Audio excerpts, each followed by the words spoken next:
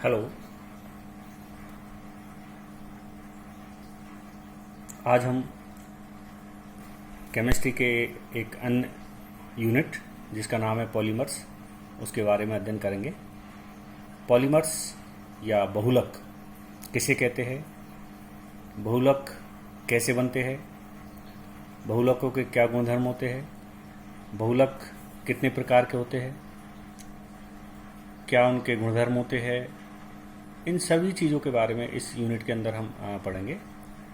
सबसे पहले हम बात करते हैं कि जो बहुलक होते हैं उनकी क्या परिभाषा है या बहुलक होते क्या है। बहुलक इस तरह के सब्सटेंसेज होते हैं जो सामान्यतः एक से अधिक छोटे छोटे जो मॉलिक्यूल्स होते हैं जिन्हें हम सामान्यतः मोनोमर कहते हैं या एकलक इकाइयाँ कहते हैं। उन एकलक इकाइयों से मिलकर के ये बृहद या विशाल अणु बनते हैं जिन्हें हम पॉलीमर कहते हैं। पॉलीमर एक ग्रीक वर्ड होता है जिसका अगर मान लीजिए उसको ब्रेक करें या तोड़े तो पॉली प्लस मर, तो पॉली का मतलब होता है बहुत सारे, कई, और मर का मतलब होता है यूनिट्स। इसका मतलब पॉलीमर का मतलब होता है कई सारी यूनिट्स या more than one, more than two, up to 100 तक यूनिट्स इसमें हो सकती है, 1000 तक इसमें यूनिट हो सकती है, अर्थात मोनोमर इकाइयाँ हो सकती है। तो ये मोनोमर इकाइयाँ मिलकर के जब किसी बृहद अणु का या एक विशाल काय अणु का निर्माण करते हैं तो ये जो विशालकाय अणु है ये बहुलक कहलाता है। और जिस प्रक्रिया के द्वारा, जिस विधि के द्वारा, जिस प्रोसेस के द्वारा इस प्रकार के विशालकाय अणु का निर्माण होता है वह प्रक्रिया क्या कहलाती है? पॉलीमराइजेशन की प्रक्रिया कहलाती है। ये जो पॉलीमर्स होते हैं बहुत बड़े मॉलिक्यूल्स होते हैं जिनकी एक चेन दूसरी चेन के साथ में लिंक रहती है, अर्थात एक यूनिट दूसरी यूनिट के साथ में रहती है, जिन्हें हम मोनोमर कहते हैं। और ये जो मोनोमर्स होते हैं या इनसे मिलकर बनने वाले जो पॉलीमर या बहुलक होते हैं इनका बहुत ज़्यादा हाई मेल्टिंग पॉइंट अर्थात गलनांक और क्वथनांक उच्च होते हैं। और इस तरह के जो पॉलीमर्स होते हैं, जिनको बनाने वाले जो पॉलीमर्स होते हैं, ये इनके बहुत हाई मॉलिक्यूलर मास होते हैं इनके अंदर। पॉलीथीन इसका एक कॉमन एग्जाम्पल हो सकता है पॉलीमराइजेशन का। तो पॉलीथीन का जब बहुलीकरण होता है subject to pressure and high temperature तो या प्रेजेंस ऑफ कैटलिस्ट, तो यहाँ पर जो एथीन है, इस एथीन का जब बहुलीकरण होता है तो एथीन बहुलीकृत होकर के और क्या बनाती है? NCH2CH2। तो यहाँ पर ये कंप्लीट पॉलीमराइज हो जाती है और CH2 का होल एन, इस तरह से पॉलीथीन का निर्माण होता है। तो ये एक कॉमन एग्जाम्पल है पॉलीमराइजेशन प्रोसीजर का। तो इस तरह से कई सारे जो पॉलीमर्स है इस यूनिट के अंदर हम उनका डिस्कशन करेंगे, किस तरह से बनते हैं, क्या गुण होते हैं और क्या उनके जनरल यूजेज होते हैं। बहुलकों का क्या विशेष गुणधर्म होते हैं, क्या क्या कैरेक्टर होते हैं इनके। बहुलक का वैसे तो हर जो बहुलक होता है उसके एक विशेष कैरेक्टर होते हैं, लेकिन अगर हम इन जनरल देखें तो सभी बहुलकों में कुछ ये जो कैरेक्टर्स है ये मिलते हैं। जैसे ये जो पॉलीमर्स होते हैं इनमें सबसे बड़ी बात तो किसी प्रकार का जो केमिकल है, चाहे एसिड है, बेस है या अदर जो केमिकल्स है, उनके प्रति इसमें प्रतिरोधकता पाई जाती है, अर्थात रसायनों के प्रति ये प्रतिरोधी होते हैं, अर्थात उनसे प्रभावित नहीं होते हैं। बहुलक ऊष्मीय और विद्युत के कुचालक होते हैं। दूसरा, ये जो बहुलक होते हैं इनका जो सबसे बड़ी बात यह है कि वजन में हल्के होते हैं और इनकी जो स्ट्रेंथ है वो भी अच्छी होती है, वजन में हल्के होते हैं, इसलिए एक स्थान से दूसरे स्थान तक कैरी करके ले जाने में कोई दिक्कत नहीं होती है। बहुलक जो होते हैं इनको हम कई तरीके से बना सकते हैं। ये जो बहुलक मटेरियल्स होते हैं ये एक तरह से विभिन्न प्रकार के कलर में हम इनको ऑब्टेन कर सकते हैं।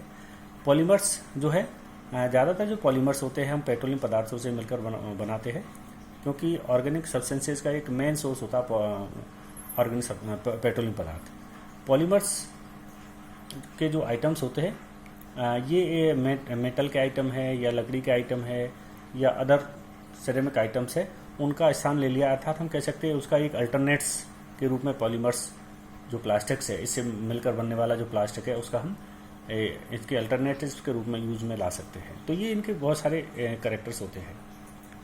पॉलीमर्स का अगर हम क्लास के बारे में देखें कितने प्रकार के होते हैं। पॉलीमर्स वैसे कई तरह के होते हैं, जिसमें खास करके जैसे समबहुलक। समबहुलक का मतलब होता है जब कोई भी पॉलीमर इस तरह का है जिसमें जो मोनोमर यूनिट्स होती है वो सामान्यतः मोर देन वन टाइप की मोनोमर यूनिट्स होती है, अर्थात एक से ज़्यादा टाइप की मोनोमर यूनिट जब आपस में मिलकर के किसी पॉलीमर या बहुलक का निर्माण करती है तो वो एक से इस प्रकार का समबहुलक सहबहुलक बनता है। जैसे नायलॉन 6,6 है, इसमें हेक्सामेथिलीन डाइअमीन और एडिपिक एसिड के कंडेंसेशन रिएक्शन से नायलॉन 6 का निर्माण होता है। तो इसमें जैसे ये कॉमन इसका एग्जांपल ले सकते हैं, जैसे A B N up to N, तो ये एक इस तरह का एक कॉमन एग्जांपल है। होमोपॉलीमर्स का मतलब होता है इस तरह के पॉलीमर्स जिनके अंदर जो मोनोमर यूनिट्स होती है, एकलक इकाइयाँ होती है, वो सेम होती है। जैसे एथीन है, एथीन का जब हम पॉलीमराइजेशन करवाते हैं तो हमको क्या प्राप्त होता है, पॉलीथीन होता है। तो अर्थात उसमें एथीन मोनोमर यूनिट्स एक समान होती है। तो इसका ये मोस्ट कॉमन एग्जाम्पल हो सकता है ये। इसी तरह से और दूसरे जो पॉलीमर्स होते हैं, जैसे थर्मोसेटिंग पॉलीमर्स, इस तरह के जो पॉलीमर्स होते हैं, ये इस तरह के पॉलीमर होते हैं जिनके अंदर अगेन एंड अगेन हम उनको रिसाइकल्ड कर सकते हैं। और एक तरह से अगेन एंड अगेन इसको हम रिसाइकल्ड नहीं कर सकते। एक बार ये इनका सेटिंग हो गई, एक बार इनका मोल्ड कर दिया तो हमें अगेन रीमोल्ड नहीं कर सकते हैं, क्योंकि इनके अंदर क्रॉस लिंकिंग हो जाती है। थर्मोप्लास्टिक्स, इस तरह के जो प्लास्टिक्स होते हैं ये अगेन एंड अगेन रिसाइकल्ड कर सकते हैं इनको, अर्थात ये सॉफ्ट होते हैं और इनके एक तरह से एडिशन पॉलीमराइजेशन के द्वारा बनते हैं। ये प्रकार के पॉलीमर्स होते हैं। एक और दूसरे पॉलीमर्स होते हैं जिन्हें हम कहते हैं क्रॉस लिंक पॉलीमर्स। ये जो पॉलीमर्स होते हैं, ये इनके अंदर जो बॉन्ड्स होते हैं वो बहुत स्ट्रॉन्ग कोवलेंट बॉन्ड होते हैं। जो मोनोमर यूनिट्स होती है, उन मोनोमर यूनिट्स के बीच में, इनके बीच में बॉन्ड बहुत ज़्यादा स्ट्रॉन्ग बॉन्ड होते हैं।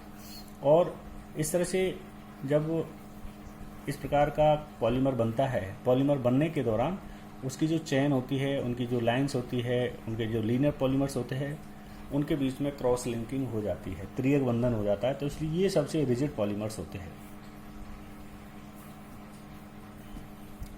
ये जो पॉलीमर्स होते हैं, इनमें अगर मान लीजिए हम उनके प्रिपरेशन की पोजीशन देखें, इस प्रकार के पॉलीमर्स को बनाने के लिए हम दो प्रकार की रिएक्शंस का सहारा ले सकते हैं।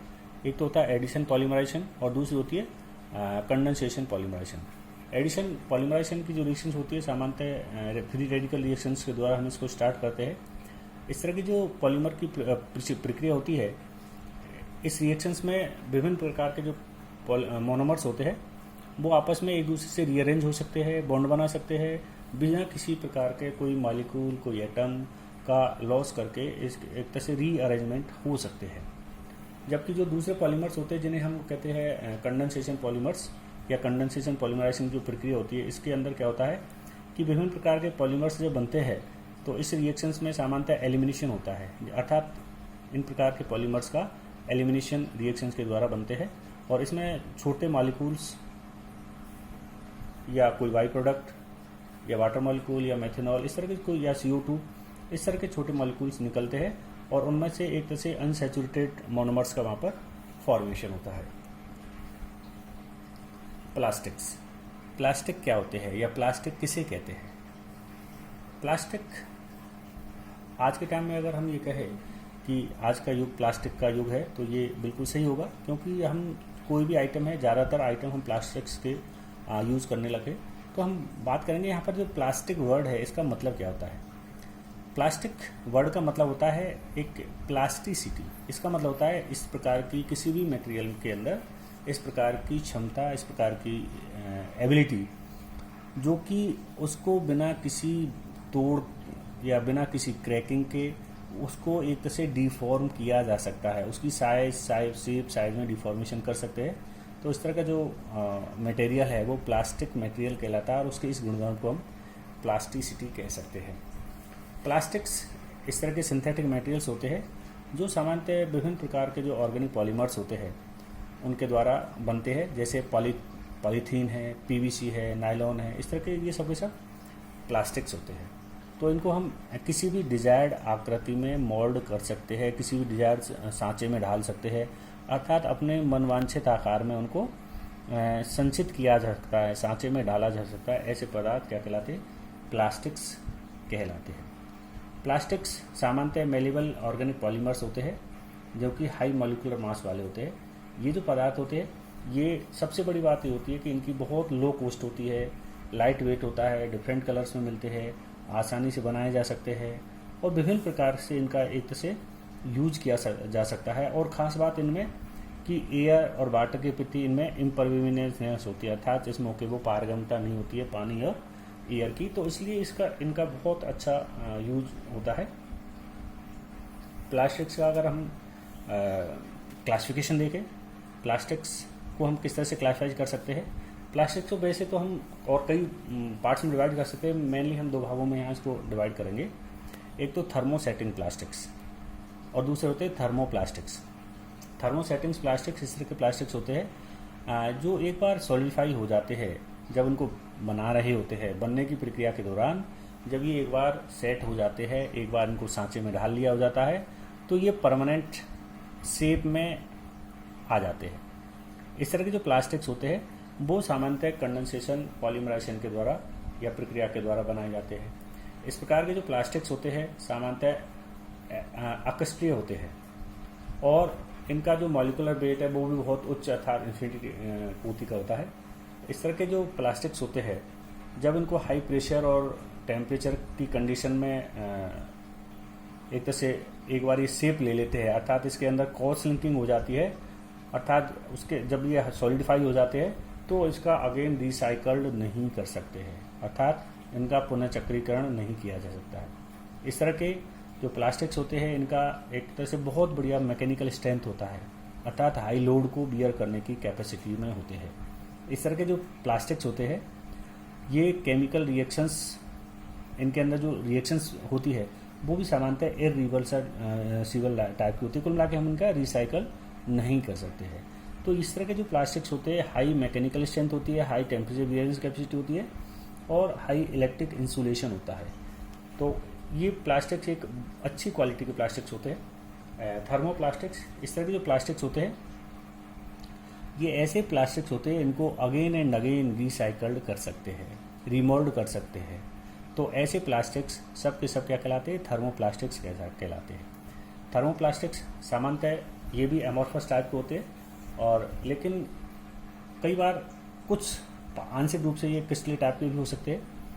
थर्मोप्लास्टिक्स जो पॉलीमर्स होते हैं या प्लास्टिक्स होते हैं इनका जो मॉलिक्यूलर वेट 20,000 से एक तरह से 5 लाख EMU की कोटि का होता है। इस प्रकार के जो पॉलीमर्स होते हैं ये एडिशन पॉलीमराइजेशन की प्रक्रिया के द्वारा या योगात्मक गोलीकरण की प्रक्रिया के द्वारा बनाए जाते हैं।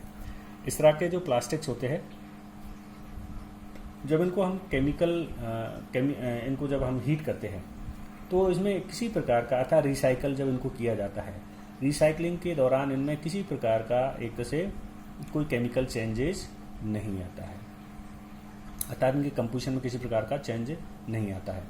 जब इनको हम गर्म करते हैं तो ये हो सकता है इनकी शेप एंड साइज में थोड़ा सा सिकुड़ जाए, इनकी शेप और साइज विकृत हो जाए, लेकिन केमिकल चेंज इनके अंदर नहीं होता है। अगर हम बात करें कि जो प्लास्टिक्स होते हैं इनके कंपोनेंट्स क्या होते हैं, अर्थात एक प्लास्टिक को बनाने के लिए, एक प्लास्टिक के निर्माण के लिए कौन कौन सी चीज़, कौन कौन से इंग्रेडिएंट उसके अंदर मिक्स किए जाते हैं, मिलाए जाते हैं, तो ये सब के सब जो पदार्थ है जो कि प्लास्टिक के अंदर मिलते हैं, इन सब से मिलकर जो प्लास्टिक बनता है वो सब के सब क्या कहलाते हैं, प्लास्टिक के घटक कहलाते हैं, अर्थात कंपोनेंट्स ऑफ प्लास्टिक्स के नाम से जाने जाते हैं। इस तरह के जो पदार्थ होते हैं ये पदार्थ हम ये मान के चलते हैं सब के सब इंग्रेडिएंट होते हैं। तो इनमें से कुछ जो एडिटिव्स है, जो प्लास्टिक्स को बनाने के लिए जो पदार्थ मिलाए जाते हैं वो सब के सब एडिटिव्स प्लास्टिक के घटक कहलाते हैं। इनमें सबसे बड़ी बात है एक तो रेजिन। रेजिन क्या होता है, रेजिन एक पॉलीमर होता है और ये प्लास्टिक का हम ये मान के चलते हैं कि करीब करीब 40 से करीब हम ये मान के चलते कि 80-90% तक जो पोर्शन है किसी भी प्लास्टिक के अंदर वो रेजिन का ही होता है, अर्थात ये मेन पॉलीमर होता है। और रेजिन एक इस तरह का वर्ड है जिसका मतलब होता है कोई जैसे पेड़ पौधे से, किसी जीव जंतु से जो उसका जो विभिन्न प्रकार के जो सीक्रेट्स है लिपिड्स के वो होते, उनके नाम से ये रेजिन का एक तरह से जनरेशन हुआ है। ये जो रेजिन्स होते हैं एक तरह से प्लास्टिक ही होते हैं, अर्थात हम ये मान के चलते हैं कि जो टोटल वेट होता है प्लास्टिक का उसका करीब करीब 40 से 90% तक इसका रेजिन का ही होता है। इसके बाद में और इसके दूसरे पदार्थ जो हम इसमें डालते हैं वो होते हैं प्लास्टिसाइजर्स या प्लास्टिक कारी पदार्थ। ऐसे पदार्थ होते हैं जो कि नॉन वॉलेटाइल ऑर्गेनिक सब्सटेंसेज होते हैं। और जब प्लास्टिक के अंदर हम डाल देते हैं तो ये प्लास्टिक की फ्लेक्सिबिलिटी को बढ़ा देते हैं, ये प्लास्टिक में एक्सटेंसिबिलिटी को बढ़ा देते हैं, प्रोसेसेबिलिटी को बढ़ा देते हैं। और ये जो पदार्थ होते हैं ये पदार्थ सॉक्स रेजिस्टेंस को बढ़ा देते हैं और ये इसमें स्ट्रेंथ को बढ़ाने वाले पदार्थ होते हैं। तो ये पदार्थ हम इसलिए इसके अंदर प्लास्टिक के अंदर मिलाते हैं। प्लास्टिसाइजर्स जो पदार्थ होते हैं वो थर्मोप्लास्टिसिटी को भी इंक्रीज कर देते हैं। और ये जो पदार्थ होते हैं ये पदार्थ एक तरह से इसके एनहेंस करने के लिए हम कुछ जो थैलेट्स और एडिपेट्स जो पदार्थ होते हैं उनको एज ए प्लास्टिसाइजर्स मिलाते हैं। कुछ प्लास्टिक में हम अपने मनवांछित आकार, मनवांछित कलर अगर उसको हमको देना है तो उसके लिए हमको उसमें कुछ कलरेंट मटेरियल डालते हैं, कुछ पिगमेंट डालते हैं, कुछ इनऑर्गेनिक पदार्थों के ऑक्साइड्स भी डालते हैं, जिससे उसमें विभिन्न प्रकार के कलर प्लास्टिक के अंदर आ जाते हैं। तो ये जो पिगमेंट्स होती है जैसे टाइटेनियम डाइऑक्साइड है, ये पिगमेंट हम इसमें मिला सकते हैं, या कुछ अदर ऑक्साइड्स भी है वो भी हम मिला सकते हैं। जैसे कार्बन ब्लैक के लिए हम ब्लैक मिला सकते हैं, जिंक ऑक्साइड हमने मिला दिया तो उसमें वाइट कलर आ जाएगा। तो इस तरह से डिफरेंट टाइप के पिगमेंट, वर्णक पदार्थ और डिफरेंट टाइप के इनऑर्गेनिक पदार्थ हम उसमें मिला देते हैं, जिससे जो प्लास्टिक है उसमें विभिन्न प्रकार के जो कलर्स है वो आ जाते हैं। एक और होता है इसमें फिलर्स या पूरक पदार्थ। पूरक पदार्थ ऐसे पदार्थ होते हैं जो सामान्यतः प्लास्टिक की कोस्टिंग को कम कर देते हैं। इस तरह के जो पदार्थ होते हैं, पहली बात तो प्लास्टिक की कोस्टिंग को कम कर देते हैं। जब ये प्लास्टिक के अंदर ऐड किए जाते हैं, ये सामान्यतः एक अक्रिय पदार्थ होते हैं। जब ये प्लास्टिक के अंदर ऐड कर दिए जाते हैं तो प्लास्टिक की जो स्ट्रेंथ है वो बढ़ जाती है, प्लास्टिक की जो वर्किंग प्रॉपर्टी है वो भी अच्छी हो जाती है और इसकी जो क्वालिटी है वो सुधर जाती है। साथ साथ इसकी जो कॉस्ट है प्लास्टिक की वो भी घट जाती है। तो ये जो बंधक पदार्थ है जिसे फिलर हम या पूरक पदार्थ कह देते हैं या रेइनफोर्समेंट पदार्थ भी कह सकते हैं। इस तरह के जो पदार्थ होते हैं ये सामान्यतः प्लास्टिक की मैकेनिकल प्रॉपर्टी को इंक्रीज करते हैं, अर्थात यांत्रिक सामर्थ्य को बढ़ाते हैं। इस तरह के पदार्थों में सिलिका का powder, carbon black, talcum powder, mica, अभ्रक जिसे हम कह सकते हैं, कैल्शियम कार्बोनेट और कुछ छोटे फाइबर या फाइबर के बिल्कुल छोटे छोटे टुकड़े भी हम इसमें डाल सकते हैं, जिससे इसके अंदर रेइनफोर्समेंट जो कैरेक्टर है वो जनरेट हो जाता है। इस प्रकार के जो फाइबर्स को डालने से सामान्यतः उनके अंदर जो जैसे पॉलीप्रोपाइलिन है, पॉलीथाइलिन है, इनके जो फाइबर्स है वो भी हम इसके अंदर डाल सकते हैं, जिसके अंदर इसमें स्टिफनेस आ जाती है, इसमें कड़कपन आ जाता है फिलर्स के डालने से। तो ये भी एक इस तरह के पदार्थ होते हैं जो कि हम प्लास्टिक्स के अंदर डालते हैं। स्टेबिलाइजर्स का मतलब होता है स्थायीकारी पदार्थ। ऐसे पदार्थ होते हैं ये जिनको जब प्लास्टिक के अंदर डालते हैं तो सामान्यतः प्लास्टिक की जो एज है वो बढ़ जाती है। कुल मिला के बाद प्लास्टिक लॉन्ग स्टोरेज पर भी खराब नहीं होता, खास करके सूर्य के प्रकाश की वजह से प्लास्टिक जो पदार्थ होते हैं उनकी ऑक्सीडेशन हो जाता है, अर्थात प्लास्टिक की जो एजिंग है उसको रोकने के लिए सामान्यतः इसके अंदर कुछ हम इंग्रेडिएंट के रूप में कुछ स्टेबिलाइजर, स्थायीकारी पदार्थ इसके अंदर मिला देते हैं। क्योंकि जितने भी कार्बन बेस्ड पॉलीमर्स होते हैं वो उनका ऑक्सीडेशन होता है और इसलिए ऑक्सीडेशन को रोकने के लिए हम क्या करते हैं, एंटीऑक्सीडेंट पदार्थ इसके अंदर मिलाते हैं। उनमें खास करके जो फिनॉल्स होते हैं या टर्सरी एमाइंस है, ये सामान्यतः हम प्लास्टिक्स में बहुत कम कंसंट्रेशन में एक तरह से उनके पार्ट्स ऑफ मिलियंस का बहुत ही कम पोर्शन इसके अंदर हम मिलाते हैं, फिनॉल्स एंड एमीन्स का। और ख़ास करके ओलिफिन्स भी हम जो विभिन्न प्रकार के जो फूड्स और फार्मास्यूटिकल्स जो होती है, दवाइयाँ जो होती है, उनके ऊपर ओलिफिन्स के भी कोटिंग हम लगा देते हैं, जिसके कारण कि जो ये खराब नहीं हो। इसी तरह से जो पीवीसी होता है उसको भी हम एक तरह से इसके लिए हीट स्टेबलाइजर के रूप में हम इसमें डिहाइड्रो हेलोजेनेशन हो जाता है इसका, तो इसके रोकने के लिए हमें जिंक और कैल्शियम सोप्स या अदर ऑर्गेनिक टिन जो मरकेप्टाइड होते हैं, अर्थात इसके सल्फाइड्स वो होते हैं, एल्कोहल जो होते हैं जैसे इसके सल्फाइड्स होते हैं, तो थायोल जिसे हम कहते हैं, तो इनको हम या ऑर्गेनिक फॉस्फाइड्स जो होते हैं इनको भी हम एडिटिव्स के रूप में डाल सकते हैं। तो अन्य जो स्टेबलाइजर्स जो तो है वो सबके सब क्या करते हैं, जो सनलाइट जो होती है उसको हम या ओजोन है या विभिन्न प्रकार के जो बायोलॉजिकल एजेंट है उनसे इनकी प्रोटेक्शन करते हैं।